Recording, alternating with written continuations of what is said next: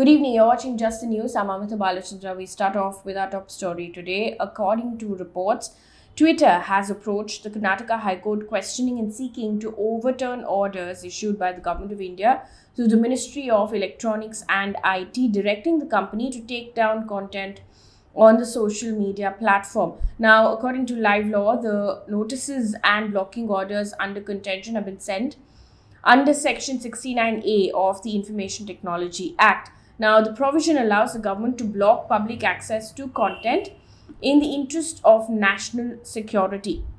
Now, Reuters, quoting a source, has reported that the legal challenge alleges abuse of power by officials. In its plea, in fact, Twitter has sought that the notices and orders be overturned. Now, this comes after Twitter has been asked by Indian authorities to act on content related to post spreading misinformation on farmers' protests, tweets criticizing government's handling of COVID, among others.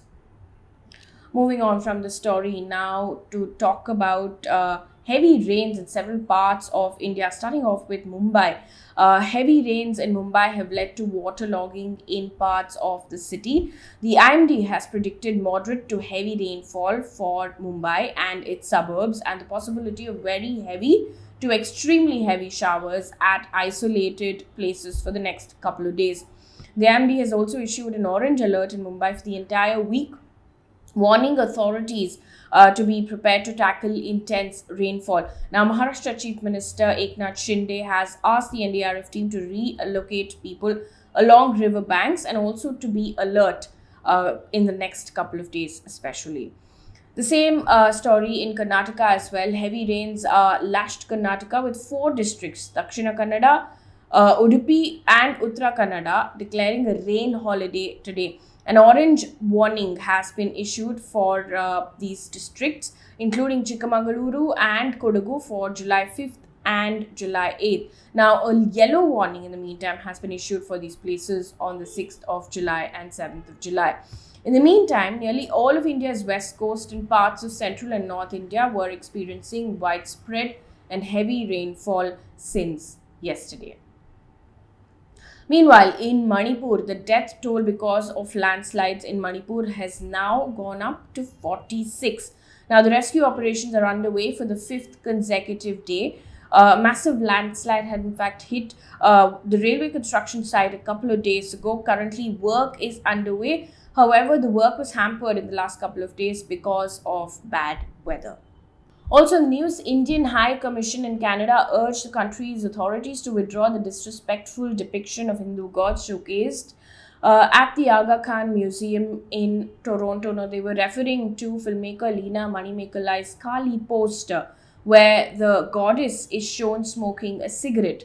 Now, Uttar Pradesh police has lodged an FIR against director Leena Manimekalai for deliberately hurting religious sentiments by tweeting a poster of a new documentary film. In fact, after facing flack on over her poster, Leena Manimekalai took to Twitter and defended herself and urged people to choose love over hate. Also in the news, an eatery owner was arrested in Uttar Pradesh's Sambhal for selling meat dishes wrapped in newspaper that had images of Hindu deities printed on them. Now, the complaint was filed by Hindu Jagran Manch District President Kailash Gupta.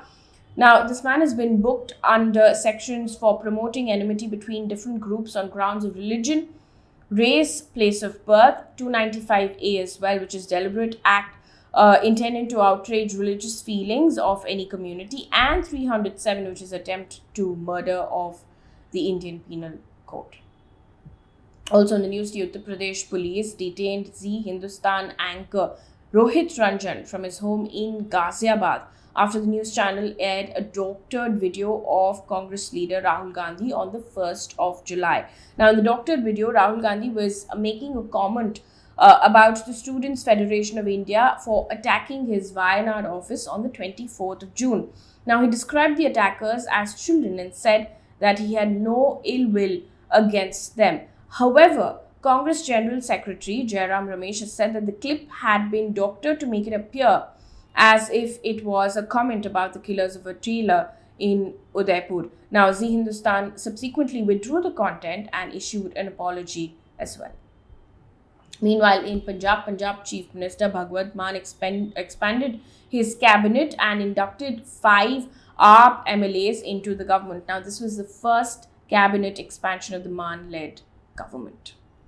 Also, a SpiceJet Boeing 737 MAX aircraft on its way to Dubai from Delhi with 150 people on board landed in Karachi, Pakistan, after it developed a technical glitch, and ANI reported that all passengers were safe.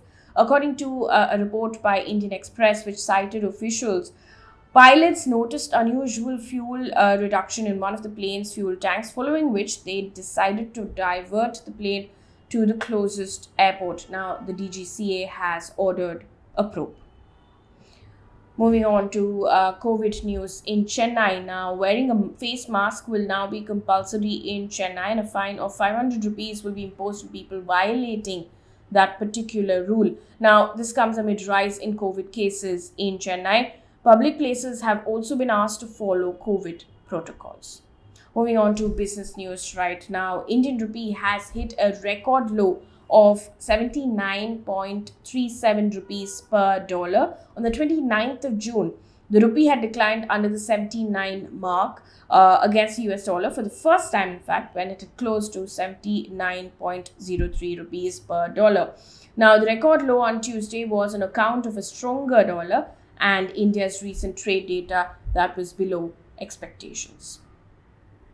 On to environment news right now. Italy has declared a state of emergency in regions surrounding the river Po amid ongoing drought. Now, Po is Italy's longest river. The region accounts for roughly a third of the country's agricultural production and is suffering its worst ever drought in the last 70 years. However, many stretches of the waterway have run dry, and farmers say that the flow is so weak that seawater is seeping inland, destroying crops. On to news coming in from across the globe right now. 6 people were killed and at least 24 were injured at US's Illinois Highland Park shooting on the occasion of Independence Day. The suspected 22-year-old shooter, Robert Cremo, has been arrested. Now, the incident has come amid several other shooting incidents that have happened in the United States in the last couple of months. Earlier, Congress had passed the first significant bill on gun safety in decades in the wake of these killings.